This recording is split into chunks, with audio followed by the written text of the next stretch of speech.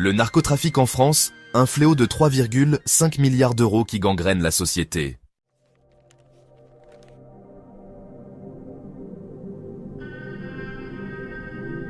Imaginez un empire criminel pesant 3,5 milliards d'euros par an, un marché plus lucratif que certaines industries officielles.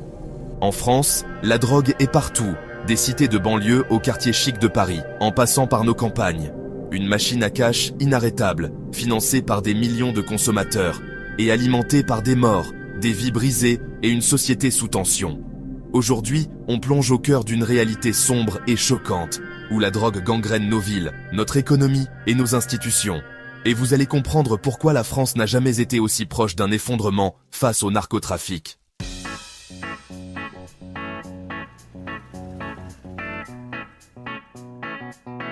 Le narcotrafic n'est pas un phénomène récent en France. Dans les années 70, c'était l'héroïne qui dominait. Les années 90 ont vu l'explosion du cannabis importé du Maroc. Et aujourd'hui, c'est la cocaïne et les drogues de synthèse qui ravagent le pays. Les grands réseaux criminels se sont transformés.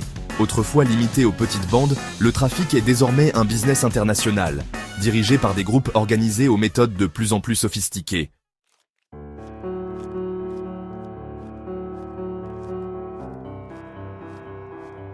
Le narcotrafic en France, c'est plus de 3,5 milliards d'euros par an. Cocaïne, héroïne, ecstasy. Mais aujourd'hui, deux drogues inquiètent plus que jamais. Le fentanyl et la méthamphétamine. Le fentanyl, 50 fois plus puissant que l'héroïne, est responsable de milliers de morts aux États-Unis. Et il arrive en France. Son prix, ridiculement bas. Ses effets, mortels en quelques milligrammes. La méthamphétamine, elle, transforme les consommateurs en zombies, accros en un seul essai. Et cette drogue, qu'on croyait réservée à l'Amérique, commence à inonder l'Europe.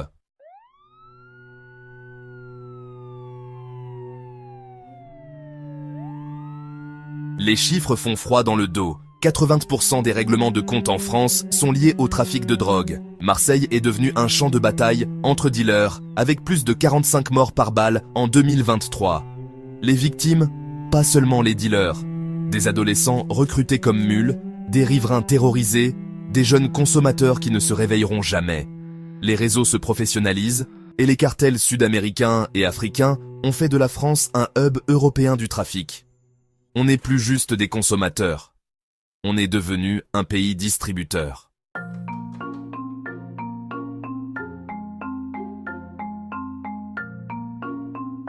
La drogue ne tue pas seulement des vies, elle ruine également l'économie.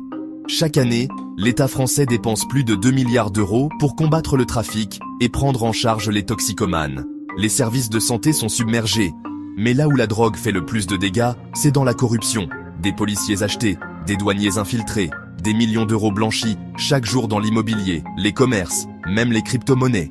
Certains experts dénoncent un système où l'argent de la drogue finance indirectement des institutions. Le trafic infiltre l'économie légale, créant une dépendance invisible mais puissante.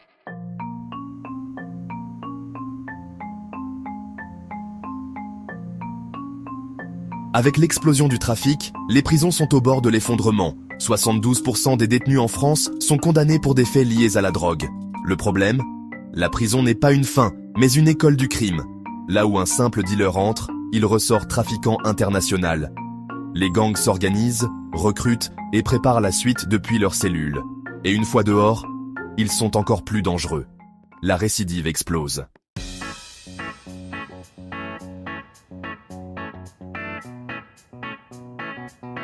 Face à ce cauchemar moderne, y a-t-il une solution ?